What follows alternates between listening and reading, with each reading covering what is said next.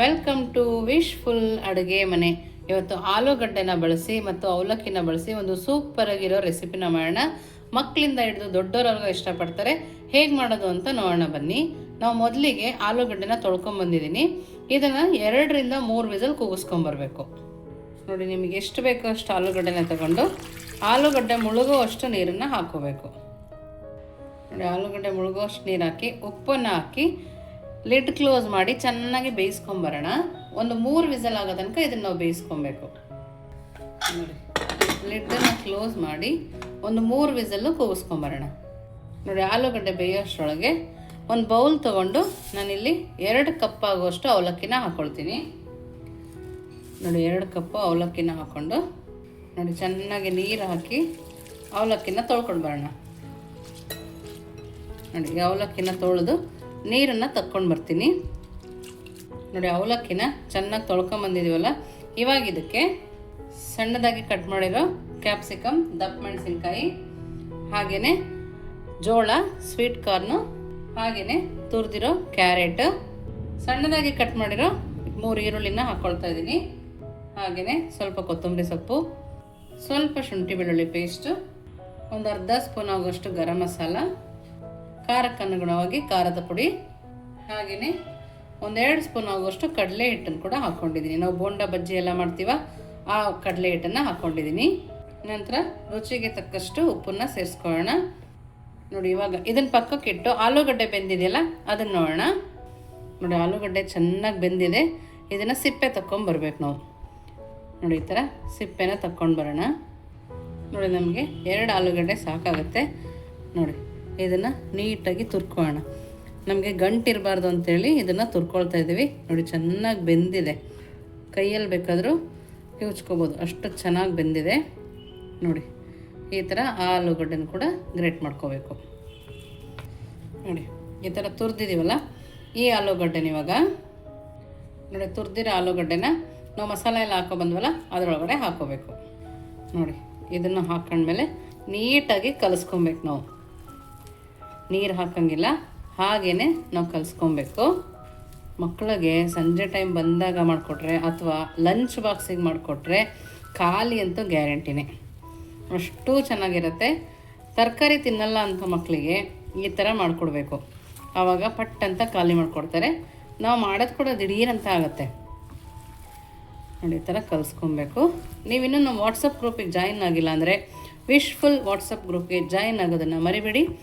ನೀವು ಮನೇಲಿ ಈ ಥರ ಮಾಡ್ತಾಯಿದ್ರೆ ಇನ್ನೂ ಏನು ಆ್ಯಡ್ ಮಾಡ್ಬೋದು ಅಂತ ಕಮೆಂಟ್ ಮೂಲಕ ತಿಳಿಸೋದನ್ನು ಮರಿಬೇಡಿ. ನೀವು ಕೂಡ ಈ ರೆಸಿಪಿನ ಮಾಡಿ ನೋಡಿದ್ರೆ ಹೇಗೆ ಬಂತು ಅಂತ ಕೂಡ ತಿಳಿಸೋದನ್ನು ಮರಿಬೇಡಿ. ನೋಡಿ, ಇದಕ್ಕೆ ಒಂದು ಸ್ವಲ್ಪ ಅರಿಶಿನ ಪುಡಿನ ಹಾಕೋಣ. ನೋಡಿ, ಅರಿಶಿನ ಪುಡಿ ಹಾಕ್ಕೊಂಡು ಚೆನ್ನಾಗಿ ಕಲಿಸ್ಕೋಬೇಕು. ಅವಲಕ್ಕಿಯಿಂದ ಕೂಡ ಈ ಥರ ಒಂದು ಸೂಪರಾಗಿರೋ ರೆಸಿಪಿನ ಮಾಡ್ಬೋದು. ನೀವು ಕೂಡ ಖಂಡಿತವಾಗ್ಲೂ ಮನೇಲಿ ಟ್ರೈ ಮಾಡಿ. ನಾವು ಇವತ್ತು ಅವಲಕ್ಕಿಯಿಂದ 2 ಥರ ರೆಸಿಪಿನ ಮಾಡೋಣ. 2 ಬೌಲ್ ಅವಲಕ್ಕಿನಲ್ಲಿ 2 ಥರ ರೆಸಿಪಿ ಮಾಡ್ಬೋದು. ಮನೆಗೆ ಯಾರು ಗೆಸ್ಟ್ ಬಂದಾಗ ಕೂಡ ಈಸಿಯಾಗಿ ಮಾಡ್ಕೊಬೋದು. ನೋಡಿ, ಇದನ್ನು ಪಕ್ಕಕ್ಕೆ ಎತ್ತಿಟ್ಕೊಳ್ಳೋಣ. ನೋಡಿ, ಒಂದು ಪ್ಲೇಟನ್ನು ಮುಚ್ಚಿ ಪಕ್ಕಕ್ಕೆ ಎತ್ತಿಟ್ಕೊಂಡು ನೆಕ್ಸ್ಟ್ ಏನು ಮಾಡೋದು ನೋಡೋಣ ಬನ್ನಿ.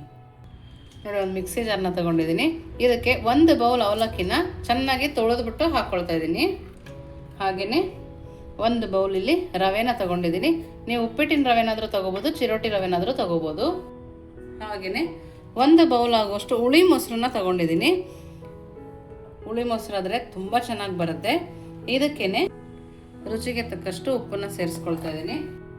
ನಾವಿದನ್ನು ಲಿಡ್ಡನ್ನು ಕ್ಲೋಸ್ ಮಾಡಿ ಚೆನ್ನಾಗಿ ಸಣ್ಣದಾಗಿ ಆಗೋ ತನಕ ರುಬ್ಕೊಂಬರೋಣ. ನೋಡಿ, ಈ ಥರ ಸಣ್ಣದಾಗಿ ರುಬ್ಕೊಂಬಂದಿದ್ದೀನಿ. ಈ ಥರ ನೊರೆ ಬರೋ ತನಕ ರುಬ್ಕೊಬೇಕು. ನಿಮಗೆ ಮೊಸರು ಸ್ವಲ್ಪ ಕಮ್ಮಿ ಬಿತ್ತಂದ್ರೂ ಸ್ವಲ್ಪ ನೀರು ಹಾಕಿ ಈ ಥರ ಗ್ರೈಂಡ್ ಮಾಡ್ಕೊಂಬರ್ಬೋದು.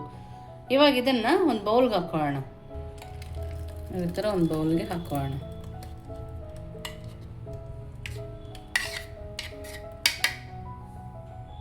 ನೋಡಿ, ಅದೇ ಮಿಕ್ಸಿ ಜಾರಿಗೆ ಸ್ವಲ್ಪ ನೀರನ್ನು ಹಾಕೋಣ. ನಾವು ಇನ್ಸ್ಟೆಂಟಾಗಿ ಮಾಡೋದ್ರಿಂದ ಒಂದು 1/4 ಟೀ ಸ್ಪೂನ್ ಆಗುವಷ್ಟು ಸೋಡಾನ ಹಾಕೋಣ, ಅಡುಗೆ ಸೋಡಾ. ನೋಡಿ, ಇದನ್ನು ಹಾಕ್ಕೊಂಡು ನೀಟಾಗಿ ಬ್ಯಾಟರ್ನ ಕೈ ಆಡಿಸ್ಕೊಬೇಕು. ದಿಢೀರಂತ ಆಗೋಗುತ್ತೆ. ಹಸು ಅಂತ ಹೇಳಿದಾಗ ಪಟ್ಟಂತ ಜ್ಞಾಪಕ ಆಗುತ್ತೆ. ಜ್ಞಾಪಕನೂ ಆಗುತ್ತೆ ಮತ್ತು ಬೇಗ ಕೂಡ ಮಾಡ್ಕೋಬೋದು. ನೋಡಿ ಇದನ್ನು ಚೆನ್ನಾಗಿ ಬೀಟ್ ಮಾಡ್ಕೊಂಡು ಬರೋಣ. ನೋಡಿ ಇದು ಬೀಟ್ ಮಾಡಿದ್ವಲ್ಲ, ಈ ಥರ ನೊರೆ ಥರ ಬರಬೇಕು. ನೋಡಿ ಈ ಥರ ನೊರೆ ಥರ ಬಂದರೆ ತುಂಬ ಚೆನ್ನಾಗಿ ಬರುತ್ತೆ. ನೋಡಿ ಇದನ್ನು ಪಕ್ಕಕ್ಕೆ ಇಟ್ಟು ನಾವು ಅವಲಕ್ಕಿ ಕಾರ್ನೆಲ್ಲ ಕಲಿಸಿದ್ವಲ್ಲ ಅದೇನಾಗಿದೆ ಅಂತ ನೋಡೋಣ ಬನ್ನಿ. ಲಿಡ್ಡನ್ನು ಓಪನ್ ಮಾಡಿ ನೋಡಿ ಇನ್ನೊಂದು ಸರಿ ಚೆನ್ನಾಗಿ ನಾದ್ಕೊಳ್ಳೋಣ. ಒಂದು ಹನಿ ಕೂಡ ನಾನಿಲ್ಲಿ ನೀರನ್ನು ಹಾಕಿಲ್ಲ. ನೋಡಿ ನಿಮ್ಮ ಮಕ್ಕಳಿಗೆ ಯಾವ ಶೇಪ್ ಇಷ್ಟನೋ ಆ ಶೇಪಲ್ಲಿ ನಾವು ಇದನ್ನು ಮಾಡ್ಕೊಳ್ಬೋದು. ನೋಡ್ತಾ ಇದ್ದೀರಲ್ಲ, ನೋಡಿ ನಾನಿಲ್ಲಿ ಈ ಶೇಪಲ್ಲಿ ಮಾಡ್ಕೊಂಡಿದ್ದೀನಿ. ನಾನೆಲ್ಲದನ್ನು ಇದೇ ಥರ ಮಾಡಿ ಪಕ್ಕಕ್ಕೆ ಇಟ್ಕೊಳ್ತೀನಿ. ಪಕ್ಕದಲ್ಲಿ ಎಣ್ಣೆ ಕೂಡ ಬಿಸಿಯಾಗಿ ಇಟ್ಕೊಂಡಿದ್ದೀನಿ. ಸ್ವಲ್ಪ ಎಣ್ಣೆಯಲ್ಲಿ ನಾವು ಇದನ್ನು ಮಾಡ್ಕೋಬೋದು. ನೋಡಿ ಒಂದು ಪ್ಯಾನ್ ಇಟ್ಟು ಸ್ವಲ್ಪ ಎಣ್ಣೆನೇ ಹಾಕಿ, ಎಣ್ಣೆ ಸ್ವಲ್ಪ ಕಾದಿದೆ. ನಾನಿಲ್ಲಿ ಹೈ ಫ್ಲೇಮಲ್ಲಿ ಇಟ್ಟು ಕಾಯಿಸ್ಕೊಂಡಿದ್ದೀನಿ. ಈಗ ಮೀಡಿಯಮ್ ಫ್ಲೇಮಲ್ಲಿಟ್ಟು ಇದನ್ನು ಹಾಕೋಣ. ವೆಜಿಟೇಬಲ್ ಕಟ್ಲೆಟ್ ತುಂಬಾ ಚೆನ್ನಾಗಿರುತ್ತೆ. ದಿಢೀರಾಗಿ ಮಾಡಿಕೊಡ್ಬೋದು. ಸ್ನ್ಯಾಕ್ಸ್ ಕೂಡ ಆಗುತ್ತೆ, ಬ್ರೇಕ್ಫಾಸ್ಟ್ ಕೂಡ ಆಗುತ್ತೆ, ಹಾಗೆಯೇ ಲಂಚ್ ಬಾಕ್ಸಿಗೆ ಕೂಡ ಹಾಕ್ಕೊಡ್ಬೋದು. ಮಕ್ಕಳಂತೂ ತುಂಬಾ ಇಷ್ಟಪಟ್ಟು ತಿಂತಾರೆ. ಇದನ್ನು ನಾವು ಹಾಕಿ 1 ನಿಮಿಷ ಕೈ ಆಡಿಸ್ಬಾರ್ದು. ಆಮೇಲೆ ಇದನ್ನು ತಿರುಗಿಸಿ ಬೇಯಿಸ್ಕೊಬೇಕು. ಮೀಡಿಯಮ್ ಫ್ಲೇಮಲ್ಲಿ ಇಟ್ಟು ನಾವು ಇದನ್ನು ಬೇಯಿಸ್ಕೊಬೇಕು. ನೋಡಿ ಇವಾಗ ಒಂದು ಸೈಡ್ ಆಗಿದೆ, ಇನ್ನೊಂದು ಸೈಡ್ ಈ ಥರ ತಿರುಗಿಸ್ಕೊಳ್ಳೋಣ. ಹಾಗೆಯೇ ತಿರುಗಿಸ್ತಾ ಬೇಯಿಸ್ಕೊಂಡ್ರೆ ಮೇಲೆ ಲೇಯರ್ ಕ್ರಿಸ್ಪಿಯಾಗಿ ಒಳಗಡೆ ಸಾಫ್ಟಾಗಿ ಸೂಪರಾಗಿ ಬರುತ್ತೆ. ಇದು ಮಾಡೋಕ್ಕೆ ಹೆಚ್ಚು ಶ್ರಮನೂ ಬೇಕಿಲ್ಲ, ದಿಢೀರಂತ ಮಾಡ್ಕೊಬೋದು. ಮನೆಯಲ್ಲಿರೋ ತರಕಾರಿಗಳ ಜೊತೆ ಮಾಡ್ಕೊಬೋದು. ಸ್ವಲ್ಪ ಕೆಂಪು ಬಣ್ಣ ಬಂದಾಗ ತಕ್ಕೊಬೇಕು. ನೋಡಿ ಎರಡೂ ಸೈಡು ನಾನು ಇದನ್ನು ಬೇಯಿಸ್ಕೊಂಡಿದ್ದೀನಿ. ನಿಮ್ಗೆ ಒಂದು ಸೈಡ್ ತಿರುಗಿಸ್ದಾಗ ಮೆತ್ತಗಿದೆ ಅಂದರೆ ಇನ್ನೊಂದು ಸೈಡ್ ಕೂಡ ಇದೇ ಥರ ತಿರುಗಿಸಿ ಬೇಯಿಸ್ಕೊಬೋದು.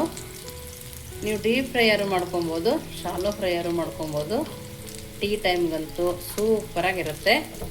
ಯಾವಾಗಲೂ ಬಜ್ಜಿ ಬೋಂಡ ತಿಂದು ಬೇಜಾರಾಗಿರುತ್ತಲ್ಲ, ಈ ಥರ ಕೂಡ ಮಾಡ್ಕೊಬೋದು. ನೋಡಿ ಈ ಕಲರ್ ಬಂದಮೇಲೆ ತಕ್ಕೊಳ್ಳೋಣ.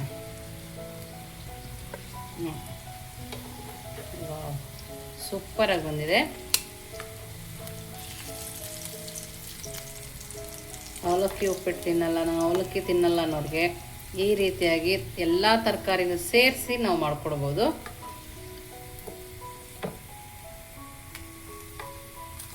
ನೋಡಿ ಇದನ್ನು ತಕ್ಕೊಂಡಿದ್ದೀವಲ್ಲ, ನೋಡಿ ಒಂದು ಹೆಂಚು ಇಟ್ಕೊಂಡಿದ್ದೀನಿ. ಅದು ಚೆನ್ನಾಗಿ ಬಿಸಿಯಾಗಿ ಇಟ್ಕೊಂಡಿದ್ದೀನಿ. ನಾವಿಲ್ಲಿ ಅವಲಕ್ಕಿಂದ ನೆನೆಯಕ್ಕೆ ಇಟ್ಟಿದ್ವಲ್ಲ, ನಿಮಗೆ ಸ್ವಲ್ಪ ಗಟ್ಟಿ ಅನಿಸಿದ್ರೆ ಸ್ವಲ್ಪ ನೀರನ್ನು ಹಾಕಿ ಮತ್ತೆ ಚೆನ್ನಾಗಿ ಬೀಟ್ ಮಾಡ್ಕೊಬೇಕು. ನೋಡಿ ಹೆಂಚು ಚೆನ್ನಾಗಿ ಕಾಯಬೇಕು. ಈಗ ಒಂದು ಸೌಟನ್ನು ತಗೊಂಡು ಹಾಕೋಣ.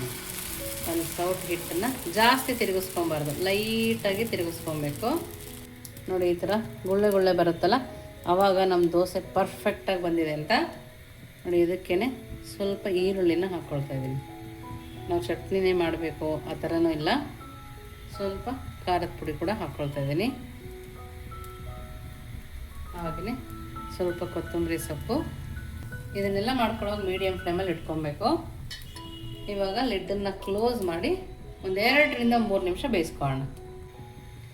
2 ನಿಮಿಷ ಆಗಿದೆ. ಇದಕ್ಕೆ ಇವಾಗ ಒಂದು ಅರ್ಧ ಸ್ಪೂನ್ ಆಗೋಷ್ಟು ಎಣ್ಣೆ ಹಾಕ್ಕೊಳ್ತಾ ಇದ್ದೀನಿ. ನೀವು ತುಪ್ಪ ಬೇಕಿದ್ರೆ ಹಾಕ್ಕೋಬೋದು. ನೋಡಿ ಏನು ಸಕ್ಕತ್ತಾಗಿದೆ ಅಲ್ಲ. ಇದನ್ನು ಪಕ್ಕಕ್ಕೆ ತಿರ್ಕೊಳ್ಳೋಣ. ಇನ್ನೊಂದು ದೋಸೆ ಹಾಕೋದು ಕೂಡ ತೋರಿಸ್ತೀನಿ. ದಿಢೀರಾಗಿ ಸೂಪರಾಗಿ ಮಾಡ್ಕೊಬೋದು. ನಿಮಗಿನ್ನೂ ಹಸಿಮೆಣಸಿನ್ಕಾಯಿ ಇಷ್ಟ ಅಂದರೆ ಹಸಿಮೆಣಸಿನ್ಕಾಯಿ ಕೂಡ ಹಾಕ್ಕೋಬೋದು. ಮಕ್ಕಳು ತಿನ್ನಂಗಿದೆ ಸ್ವಲ್ಪ ಖಾರ ಪುಡಿನ ಉದುರಿಸಿ ಕೊಡ್ಬೋದು. ಉತ್ತರ ಕರ್ನಾಟಕದ ಮಸಾಲ ಖಾರ ಇದ್ದರೆ ಅದನ್ನು ಕೂಡ ಉದುರಿಸ್ಬೋದು, ತುಂಬ ಟೇಸ್ಟಿಯಾಗಿರುತ್ತೆ. ನೋಡಿ ಇದನ್ನು ಲಿಡ್ ಕ್ಲೋಸ್ ಮಾಡಿ ಬೇಯಿಸ್ಕೊಂಬರೋಣ. ನೋಡಿ ಇದು ಕೂಡ ರೆಡಿ ಇದೆ. ನೋಡಿ ವಾವ್ ಸೂಪರಾಗಿ ಬಂದಿದೆ. ನೋಡ್ತಾ ಇದ್ರಲ್ಲ ತುಂಬ ಚೆನ್ನಾಗಿದೆ. ನೋಡಿ ಪ್ಲೇಟ್ ರೆಡಿ ಇದೆಯಲ್ಲ, ನಾವು ಮಾಡಿರೋ ಬಿಸಿ ಬಿಸಿ ಕಟ್ಲೆಟ್ ಅದು ಕೂಡ ರೆಡಿ ಇದೆ. ಸಂಜೆ ಟೈಮಲ್ಲಾದ್ರೂ ತಿನ್ಕೋಬೋದು, ಲಂಚ್ ಬಾಕ್ಸಿಗೆ ಬೇರೆ ಹಾಕೋಬೋದು. ಗರಿ ಅಂತ ಇದೆ ನೋಡಿ, ನೋಡ್ತಾ ಇದ್ದೀರಲ್ಲ ತುಂಬ ಚೆನ್ನಾಗಿದೆ. ಒಳಗಡೆ ಕೂಡ ತೋರಿಸ್ತೀನಿ ನೋಡಿ. ವಾವ್ ಸೂಪರಾಗಿದೆ.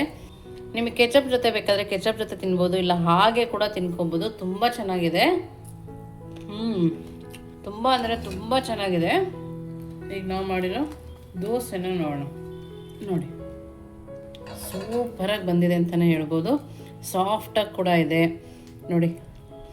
ನಾವು ಹೋಟೆಲ್ಗೆ ಹೋಗಿ ತಿನ್ನೋದನ್ನೇ ಮರಿತೀವಿ, ಅಥವಾ ರಾತ್ರಿ ನೆನಾಕಿಲ್ಲ ಬೆಳಗ್ಗೆ ನಂಗೆ ದೋಸೆ ಬೇಕು ಅನ್ನಿಸ್ತಾ ಕೂಡ ದಿಢೀರಂತ ಈ ದೋಸೆನ ಮಾಡ್ಕೊಬೋದು. ಯಾವ ಚಟ್ನಿ ಅವಶ್ಯಕತೆನೂ ಇಲ್ಲ, ಹಾಗೆ ಕೂಡ ತಿನ್ಕೊಬೋದು. ಇದು ಕೂಡ ಸೂಪರಾಗಿದೆ ನೋಡಿ, ಎಷ್ಟು ಸಾಫ್ಟ್ ಇದೆ ನೋಡ್ತಾ ಇದ್ದೀರಲ್ಲ. ತುಂಬಾ ಚೆನ್ನಾಗಿದೆ. ಖಂಡಿತವಾಗ್ಲೂ ನೀವು ಒಂದ್ಸರಿ ಟ್ರೈ ಮಾಡಲೇಬೇಕು ಅಂತ ಹೇಳ್ತೀನಿ. ನೀವು ಒಂದ್ಸರಿ ಮನೇಲಿ ಮಾಡಿ ಹೇಗಿತ್ತು ಅಂತ ವಿಶ್ಫುಲ್ ಅಡುಗೆ ಮನೆಗೆ ಕಮೆಂಟ್ ಮೂಲಕ ತಿಳಿಸೋದನ್ನು ಮರಿಬೇಡಿ. ನೀವು ಇನ್ನೂ ನಮ್ಮ ಚಾನಲ್ ಲೈಕ್ ಮಾಡಿ, ಶೇರ್ ಮಾಡಿ, ಸಬ್ಸ್ಕ್ರೈಬ್ ಮಾಡಿ. ವಿಶ್ಫುಲ್ ಅಡುಗೆ ಮನೆಗೆ ಥ್ಯಾಂಕ್ ಯು.